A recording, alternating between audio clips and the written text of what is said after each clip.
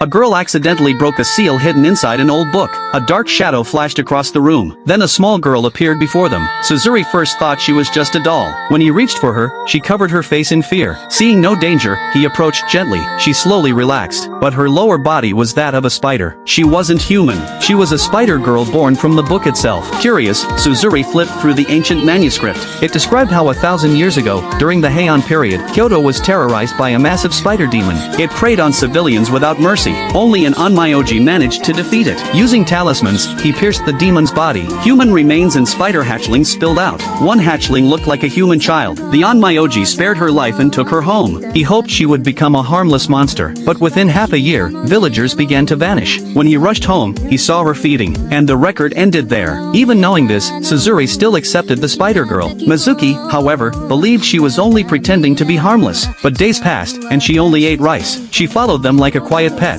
Playing with her became Mizuki's after-school routine. One night, the spider girl stood on the roof. When she turned back, Suzuri saw a beautiful young woman. He walked toward her in a trance. Mizuki snapped him out of it just in time. Only then did they grasp how dangerous she truly was. The next day, they visited a shop that specialized in ancient texts. After hearing their story, the owner unrolled a scroll. It showed the land once inhabited by spider demons. If they returned her there, she wouldn't follow them anymore. Before they left, the owner warned Mizuki that Suzuri might already be bewitched. He begged him to save Suzuri when the time came. Their journey led them to the Onmyoji's ruined village. At the far end stood a decayed mansion. The spider girl recognized it instantly and ran inside. Suzuri chased after her. By the time Mizuki entered, Suzuri was nowhere in sight. He finally found him in a corner of the mansion. Suzuri was completely entranced. Mizuki tackled him, snapping him back to awareness. Only then did he notice spider silk wrapped around them both. If he didn't cut it, Suzuri would fall back into her illusion. Mizuki couldn't stop Suzuri from walking toward the lake. A giant spider tried pulling them under.